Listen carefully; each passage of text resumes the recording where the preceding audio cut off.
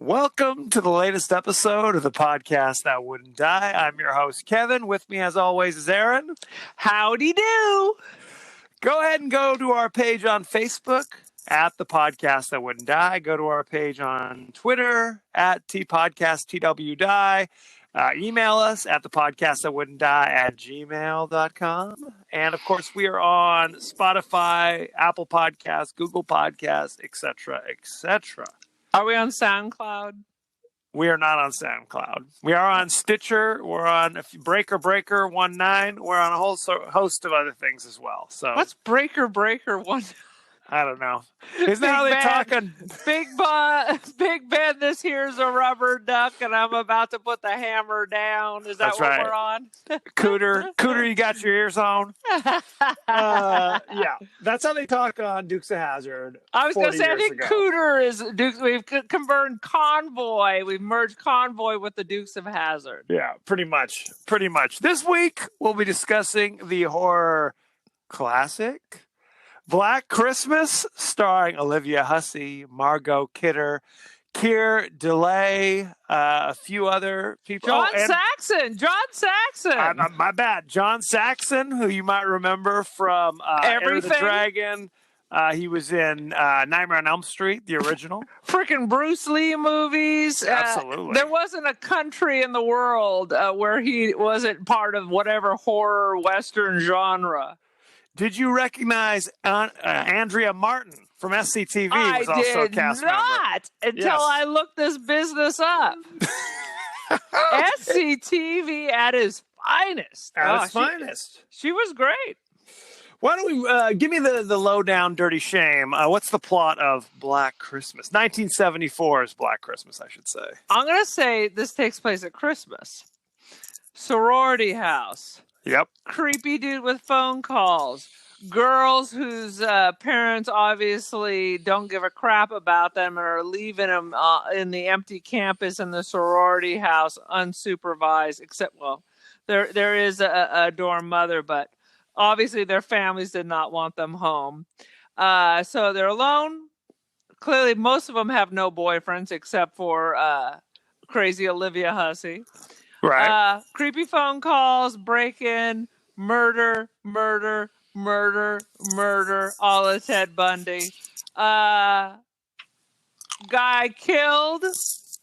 It's all okay, or is it? Boom. Bum, bum. This was a solid movie. I thought I was preparing for schlock, but this was pretty creepy. It definitely had creepy elements. We're just going to jump on in, guys.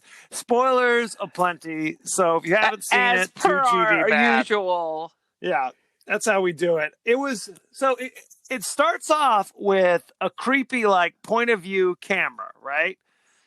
Watching the house from afar and then climbing up the trellis outside of this, a 3-story sorority house. One of those East Coast sorority house mansions. If you ever saw Animal House, something like that.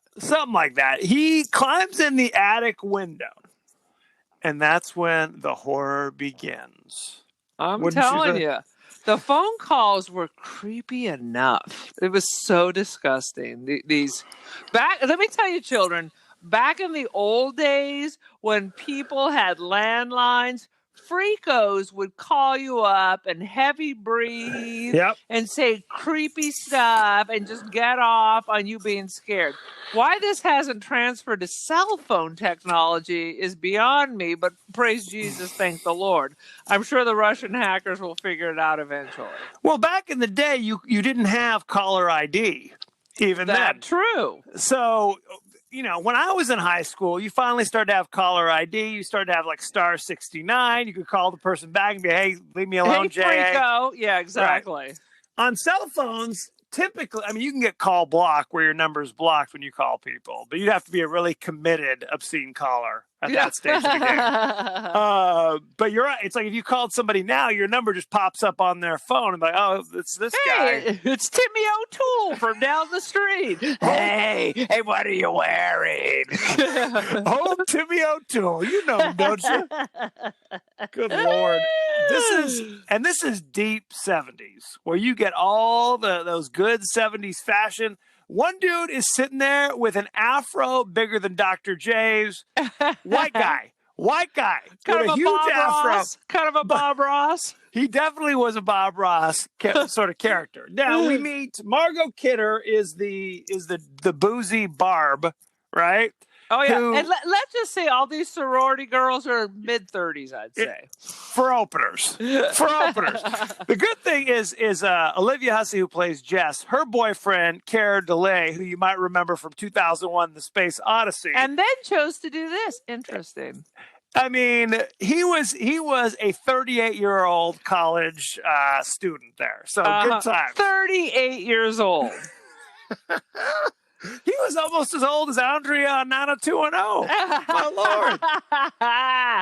Sad situation. Anywho, tell me, I was confused. Her mom was like, hey, you can't come for Christmas? I thought her mom was saying you can't come, and then the next minute she's inviting everyone to come. Right. It was confusing. It was like, hey, why don't you, we're going to be in Europe. I'm guessing now. We're going to be out of town. Not with you. If you want to bring your friends to our ski chalet, you can do that, but we won't be there. Yeah, something like that. Merry Christmas. Do what you want. We're peacing out. Because you only heard Margot's side of the conversation. Right. But you could tell she was not happy about it. It was a sad Christmas for the first of many sad Christmases for poor Margot Kidder, I'd imagine. She was a rough little character. I'm not sure what her major was. Terrorism? Well, at one point on the phone, she calls her mom a gold-plated whore. Yes. I was like, what is happening? Maybe that's why you're not going home for Christmas, sweetie. Well, she says it very matter-of-factly. Like yelling at her mom. The first time. Exactly. Right. Oh, you dirty whore. Merry Christmas. and then the first time the scary caller calls in, and but didn't they say that this had happened before? Yeah, I thought there was something like that. First, it was like just the heavy breathing. Right. And then he was saying like truly disgusting things. But then later... We're not going to repeat them on here, by the way. We are not going to repeat them. They were so disgusting. They're yucky. They're yucky. It'd be shocking to even hear it in current movies. That's true, yes. But then later on, it got even weirder, and then it got very oddly specific. So they were throwing down some red herrings, making you think it might be somebody you know. Well, it seemed very sexual early, but then Margot Kidder starts talking back to him, and he says, well, I'm going to kill you. He throws the hammer in at the end of the thing, which lets you know we're now going to a new level. But you're right. Over the course of the movie, the crazy obscene caller starts making references to Billy and Agnes and multiple voices. Screaming, squealing. Crying. You don't know what you're listening to. At one point, he says, "Please stop me." Please stop me. Was another thrown in. So it's a lot of scary stuff is going on here. Yeah. So we've got Jess, Olivia Hussey. You've got Barb, Margot Kidder. You've got Andrea Martin, who's Phyllis, who they call Phil, who is hanging around doing her thing. And then there's also Claire, I believe was the last one. Claire, who was supposed to meet her father the next day to go away for Christmas. Claire looked familiar, but I forgot to look her up. Did she do anything? I'll look it up right now. No, keep your jibber jabbering. I'll look it up. Okay. Anywho, basically, she was supposed to leave the next day to go away with her father for Christmas. Her father was picking her up. Yeah. But she goes into her bedroom and hears something from the closet. Oh, yeah. She's freaking insane. Clearly, well, first of all, let's just say this is the first slasher, so you have to forgive her ignorance to not know what to do when these situations arise. Right. Although Psycho came out 15 years prior to this, so... take it with a grain of salt, the first slasher moniker. All right, friend. Anyway, so then kind of like she's quickly attacked and like the plastic from one of those garment bags is wrapped around her and she's murdered and taken up to the attic. Oh, horrible. And you just see her with like this plastic bag wrapped around her face with her mouth open and it's all sucked in. It's so creepy. For like the rest of they keep cutting to her in her corpse with the plastic around her head over and over and over again up in the attic. Oh, Claire was in Strange Brew, which I love. I love Strange Brew. Okay. These are basically all Canadian actors. Yeah, this was all filmed in Toronto. This is the greatest hits of our Canadian brothers and sisters to the north. No question. Now, my question to you is, was Olivia Hussey supposed to be Canadian? She's from Argentina. Didn't you think she was French? No, she's British. She was born in Argentina. She may have been born in Argentina, but God, don't cry for me, Argentina. She was so good in Romeo and Juliet, and then really, that was it. Yeah. No, we'll talk more about her illustrious career during the behind the scenes. Yes, sir. Yes, sir. But she had kind of a nondescript accent, to say the least. Yeah. She was clearly British. What are you talking about, nondescript? Well, okay. Let me say this. She was she was British, but it seemed to me, maybe I'm reading into it, that she was trying to hold back the Britishness. Well, what did you think she was going to say? Oi, governor! was it supposed to be like chim chimney, chim chiroo? She's classy. She's classy. I thought she was going to pull a Dick Van Dyke. I thought it was going to be a full Van Dyke. We call it the full Van Dyke. Anywho, oh sweet Jesus! So Claire, we don't see Claire again, but Jess has got something going on with Peter, her much older boyfriend. I want to talk to you tomorrow. We have something we have to discuss. Kind of conversations on the phone. Yeah. Didn't seem good at the time. No, Olivia, you could tell the axe was about to fall. Something bad was coming for Peter when they'd meet the next day. So Claire's gone. She bit the dust. We also meet the bizarro comical house mom, who they called Mrs. Mack, who literally had booze hidden all over the place. Oh my God. I think it was my dorm mother from when I was at boarding school. At one point, she goes to the library and is looking at all the books, and she literally says out loud, "B is for booze," and pulls out some kind of, I don't know what it was, some moonshine, some Ripple, something out, drinking out of that. Why does it have to be hidden in her toilet? Is she not? I mean, I will tell you, I was in a sorority, and most sororities are supposed to be dry houses. Yep. But she's a freaking adult. She was basically Mrs. Hannigan from Annie. Why does it have to be hidden in the toilet? I don't understand that. It was in the tank to give her a little bit of. It wasn't floating in the bowl. Okay, so I guess give her a little credit for God's sakes. So the next day, they kind of reference this. The sororities and the sorority girls' boyfriends, I guess, were doing some kind of Santa thing for children or orphans or something. I was kind of confused as to what was going on. Yeah, I wasn't quite sure about that either. But they were like, number one, they were drinking. They were boozing up. At one point, Margot Kidder passes a beer to one of the kids who starts drinking.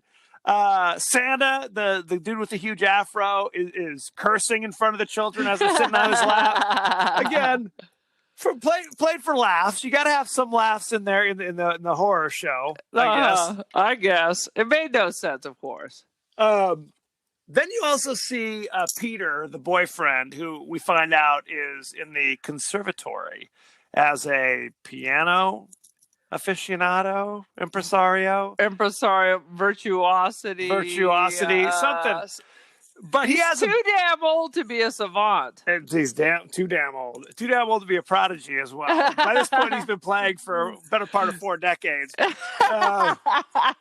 So he evidently had, like, it was his final exam, like he was playing some kind of... It's very important when you're dating someone and there's like a real high pressure thing coming up. that right before that is the time to say, I break with thee, I break with thee, Yeah. I break with thee, and I'm aborting your baby. Peace out, mofo. Yeah, that was the hammer. She's just like, but I'm pregnant. He's like, oh, that's great. No, it's not, because I'm having an abortion. Not for you. Guess again. So that causes problems, evidently. Apparently. For him, not for her. No, she's ready to break that off clean.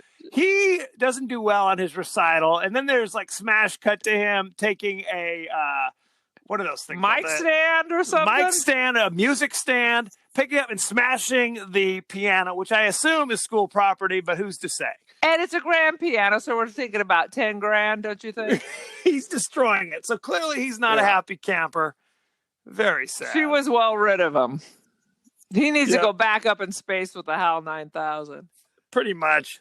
One by one, the people who live in the sorority house. Well, let me before I even get to that. Did you notice that there were like literally 30 girls in the sorority at the beginning of the movie? And then there were like 5. And then there were 5. There's no explanation. I mean, presumably they're all going off to Christmas or whatever. But they don't really talk about it. They're just suddenly not there anymore. They just ghost away. They just disappear into the woodwork. They disappear. Mrs. Mack sends the girls on their way, and she says, oh, I'm going to be visiting my sister, so I may not be here when you get back. That's the kiss of death. Whenever somebody's like, hey, I'm going to X, and you may not see me for the rest of the movie, that means I'm about to be murdered. Exactly. The killer's coming down, or I'm going up, and I'm going to die. So I think she's looking for her cat. Is that what it is? Or her dog? And what was that cat? Had a weird name, Mr. Oscar or Mr. Mumbles. I don't know.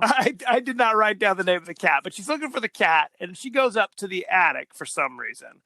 And there's a meat hook in the attic. What that kind of a sorority house is? They do the butchery in the attic. This was basically Leatherface's attic, because you had it wasn't just kind of a sorority is this? It was a hook on like some kind of pulley system. It was like a pulley. So he swings. She looks up, sees Claire's corpse by the window. She's very upset. Oh my goodness! And then the faceless killer swings this hook and catches himself a marlin. And immediately reels her in. Your mouth, catching yourself a marlin. Reels her up through the door. She's screaming. The door closes. That's the end of House Mother, Mrs. Mack. We don't see her. Because, like I said, all sorority houses have meat hooks in the attic. That's for the naughty sisters. That is correct. You're behind on your dues. It was your turn to take the trash out. Meat hook. That's what you get. I mean, that's just common sense. Now, do you think the dead girl in the rocking chair by the window, do you think that's like a little Psycho tribute there? Oh, that's interesting. It definitely had that look to it, didn't it? Because didn't it, like in Psycho, they say, oh, look, there's the mom in the window. Right. At one point, yeah. I mean, now that you mention it, you can definitely see those parallels. All right. Claire's dad shows up. She doesn't meet him, and she's a good girl, so he's shocked that she isn't there to meet him immediately. And there's also a story that some girl in the neighborhood was killed in the park or went missing in the park. So there's another whole subplot where the city's looking for this missing girl, and they're also looking for Claire. So the dad's like, hey, well, if you're searching anyway, would you keep an eye out for my teenage daughter as well? Yeah, the first sergeant was like, she just ran off with her boyfriend. Didn't you think he was the dude? Didn't you think he was the phone caller? This definitely, like Scream, they threw a lot of meat at you, where you're like, a lot of red herrings. A lot of red herrings. Right. Somebody's got to do it. Somebody, right. You're like, somebody's got to be the damn killer. So it could be anybody. And in these kind of movies where they don't reveal the killer from Jump Street, where it's kind of like a third-person perspective or first-person perspective POV, you figure it's somebody you're going to recognize. That's why they're not going to tell you. So you definitely think, is it Detective John Saxon? Is he the one to blame for this? Possibly. Is it SCTV? Is she getting her revenge for some reason? That would have been hot. It was John Candy. It was John Candy in the attic. Was it Joe Flaherty? Joe Flaherty. It was Eugene Levy. It's one of them. Definitely wasn't Rick Moranis, as far as we know. It was Bob and Doug McKenzie. It was Take Off, Strange Brew. Nobody knows. Only a true SCTV fan would know what gibberish we're sputtering. Sad but true. But if you've seen more than one Canadian movie like I have, you recognize a good number of these people. And we don't mean Hollywood films that were shot in Canada so they didn't have to pay union. This is truly a Canadian film. This is a Canadian production through and through. So there you have it. Also, did you notice that the whole house was decorated in kind of pornographic material? Like there was weird sexual pictures on the wall. One point there's a wreath outside Barb's door that has booze hanging from it, literally little bottles of booze in the wreath. That's sorority girl nonsense. We used to at my boarding school, we used to have old Playgirl centerfolds like we were boys. I mean, Margot Kidder is looking at a girl's centerfold when they first meet Claire's father. He's sitting there for dinner or something, and she's laying on the couch looking at naked. Because all men think that women are just on the edge of lesbianism. We switch like a light switch. It's just all, we're so fluid with our bodies. Who knows what could happen? Don't take away these last illusions from me. How dare you? Anywho, so there hasn't been a murder for a while, as far as we know. The city's looking for the little girl. Mrs. Mack is killed in the attic. What's happening? Eventually, Margot Kidder comes back because she's been boozing it up all day. She isn't feeling well. She lays down. Olivia Hussey never seems to leave the house. She's chilling there. Phil, Andrea Martin, she comes back as well. And they're all, they're feeling upset. The little girl, they found the little girl's body. So she's definitely dead. Yeah. My question is, the little girl who they found, now they don't show this. Right. But this was another victim of the killer, right? Wouldn't you say? That's not just a coincidence. It could be a coincidence. It is not defined. It is not defined. This could be him, but wasn't he already upstairs? Wasn't he in the attic? Do you think he's just bebopping around? Bebopping and scatting. Well, they say and that's the other thing. As the movie progresses, what you realize, I don't know if you noticed this, I read something that finally opened my eyes to this. When he kills somebody, then he calls. Right. That's his plan. Frankly, half the time, it sounds like he's calling while he's killing with all the weird sounds. So, did you notice that? Yes. Well, we don't, that may be the case, but again, that's not defined. But if we accept that he kills somebody and then he calls, then the first call he makes, he hadn't killed anybody in the house yet. So maybe he killed the little girl and then went up into the attic immediately. Let me ask you this question. Please. Because I know you're younger than me. But by quite a bit. Back in the old days, it was not common to have multiple lines in a house.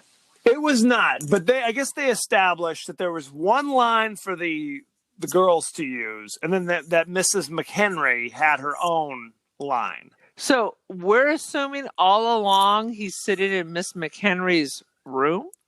No, they don't define this, but for some reason there was Mrs. Mack had an extension in the attic. Well, that makes sense. They don't explain it. Later in the movie, they're like, we need to trace the call. Before they even know murders are going on, Olivia Hussey's just like, I'm very upset that this person keeps calling. Would you trace it? And there's those long montages where the cops are like, hey, she's got to stay on the line longer. And then you see the guy at the phone company running up and down aisles. That's how you trace calls back in the day? So, if you were tracing a call in New York City, you had to be like a marathon runner to chase the wiggly phone lines? That was the craziest thing I ever saw. That's how it rolled in 1974 Toronto. That basically is fascinating. It was and it was literally like, you have to keep them on the line long enough for me to run all around this warehouse to find the right cable that matches the phone that's in use. Right. Basically. Things are wiggling and things are moving and he's tracking it down and then he can plug it and hear. Right. Dear oh, yeah, Lord. that's the one. That's the one. So, okay. Good Lord. Carolers come to the door. They're singing songs, and it's about that time that poor Margot, who's in a drunken stupor, gets murdered by the killer. Glass unicorn. With a crystal unicorn, stab during Deck the Halls. These kids are screaming Deck the Halls at Olivia Hussey, so she can't hear the screams of Margot Kidder upstairs. Nobody cares. Do you remember when Mom would tell us to go sing Christmas carols at the neighbor because we were not getting enough attention and we're driving them crazy at the holidays? Did that work? Did you go? Were you able to go? Part of that? Were you never part of that? No. We just randomly go up to people's house and just start singing until someone opened the door. That sounds like harassment, frankly. Well, the idea is, that someone gives you a cookie or something. Yeah. So it sounds like it's worth it. How did you dodge that bullet? By the time you were that age, Mom and Dad were exhausted. I'm over 10 years younger than you. At that point, they're like, whatever, do what the hell you want. I guess it was first family, not second family. That is exactly right. Good Lord. So Margot Kidder's dead. Later, they're like, okay. John Saxon's like, come on, get out of the house. We're sending the police officers there. We know the phone call's coming in from inside. It's coming from inside the house. Run out the door. This was one of the first movies that used that kind of trope. I mean, the urban legend of the killers upstairs kind of thing had been around for a while, but this is the first movie, I guess, took advantage of that idea. Totally. And then from this, I remember in the 80s or When a Stranger Calls. Right. No, that was. It's coming from inside the house. Get out. That When a Stranger Calls came out about, I don't know, 4 or 5 years later, and it was basically a beat for beat, recreation of that urban sorority. legend. Yeah. It's the babysitter. So Andrea Martin goes up and tries to get Margot, and she's quickly killed behind closed doors by the murderer. Later, Olivia Hussey opens the door, finds both of their bloody corpses. It's a sad situation. The murderer is chasing Olivia Hussey. She goes down into the basement, locks the door, pound, pound, pound. And then there's her boyfriend, Peter, looking at her outside the window of the basement. Mm-hmm. Now, earlier in the movie, the detective Fuller, played by John Saxon, it kind of planted the idea in her brain. Well, could it be your disgruntled boyfriend? Does he have some reason? Who else would know about the baby? Exactly. Because that was lots of the obscene calls, like you said, were kind of hitting certain nerves. Like they were talking about things that a stranger calling from across town wouldn't know. Has to be somebody who knows you intimately, or somebody who's been hiding in your attic for the last 36 hours, eavesdropping on all your conversations. But she doesn't know that. So when she sees the boyfriend peeking in the window going, is that you? Are you in there, Jess? Is it you? She immediately is like, this is a little too convenient. I'm thinking my boyfriend's the killer. Clearly, and he's already overly emotional and freaky. He's freaky. And frankly, as the audience, we're also kind of suspecting him. Yeah. Because, again, clinging to those tropes of this is a murder mystery. We don't know who the killer is. There aren't that many suspects left at this late hour. Yeah. It must be Peter, the deranged pianist. Exactly. I love the word pianist. Say it again. I will not. That was one shot. So the cops all pull up en masse, and they find Jess unconscious or passed out next to the corpse of Peter that she's beaten to death with a fireplace poker. He's dead. She's alive, but she's not doing so hot. So they take her upstairs. They walk around the house. A doctor walks in, gives her a shot of something to put her out. They wanted the house. Oh, we don't see anything. Okay, I guess we'll just leave. The weirdest, they drug her, leave her in the bed of the murder house. She'll be unconscious for a day and a half, and nobody apparently bothered to search the effing house. And they're like, deuces, everybody's gone. No one's here to check on her to see if she's going to die or anything. Deuces, end. End of the movie. And not the end. Not the end. No. The music keeps playing. Right, the cops all leave. She's passed out. And the music, the camera pans through the house, pans up to the attic door. Okay, then cuts to the outside. There's actually is a cop standing outside smoking a cigarette. And moments later, you hear the phone ringing. No answer. Ringing, and then it ends. So that had a great ending. You're like, what? There was a scene when Olivia Hussey goes in and finds those bodies, and she goes, "Oh my God!" And she looks, and you just see the killer's eye. Yes, looking at that scared the hell out of me. As a freaking cow eye. It was the biggest freaking eye I ever saw. You just see the eye peeking through a crack in the door, and it filled up the entire screen. Oh, that was the creepiest part. I almost fell out of my. That was creepy. That was a creepy moment. So the phone rings, which now we know he only calls after he's killed. So the assumption is he's murdered Jess. Well, Olivia who the hell Hussey. is he calling then? He's nuts. He's just got to call somebody. It's part of his. But so that's the hammer is that you never see the killer's face. It's and they never tell you who the killer is. No.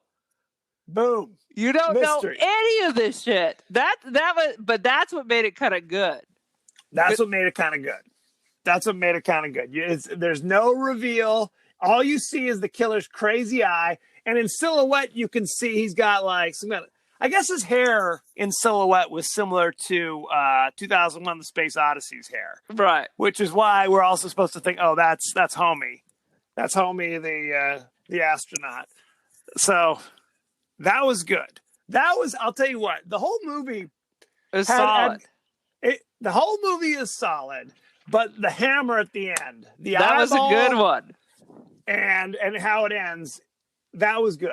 I really liked it. It's really not that violent. No. They don't show too much. It's very much implied. The only bodies you see is when they show Margot Kidder and Andrea Martin, who have ketchup on them or something. It's not gruesome or anything. No, it's not gruesome, but the girl with the plastic bag on her face, that was really creepy. That was unsettling. That was, at the very least, that was unsettling. And he's sitting there pushing her rocking chair, giggling. Yeah. Now, before we go to behind the scenes, any observations you want to make? No, I'm just telling you, I was expecting the worst, and then the reality was this thing moved. It moved. It was good. It was interesting. Does it need 3 remakes? I don't know. I think the first one is solid. They did a remake in 2006, and now, just in time for Christmas, there's yet another one. Yeah, just came out last Friday. Yeah, I think they're trying to make it a little comedy-esque or something. I can't tell from the ads, but I will not see it. The 2006 edition was kind of a straight-up remake, but they added basically all the backstory about who the killer is. Unnecessary. So they tell you who the killer, there's a scene that starts out the movie where they show you the background of the killer and why he kills, who's Billy, who's Agnes, what's going on. And then at the end of the movie, there is actually the battle with the surviving people against the killer / killers. Oh. I don't want to spoil too much. See, did that make it better? I kind of like how they did this. I mean, now honestly, I didn't see it. No, I know. I'm talking about the 1974 edition. I liked how they did it. Yeah. Yes. Where they don't answer all the questions.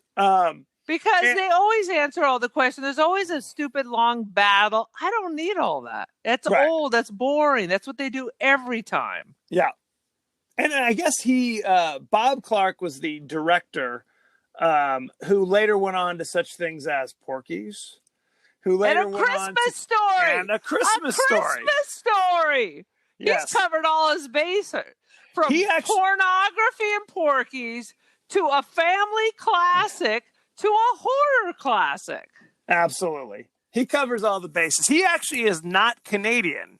He's from Florida, which is why Porky's took place in Florida.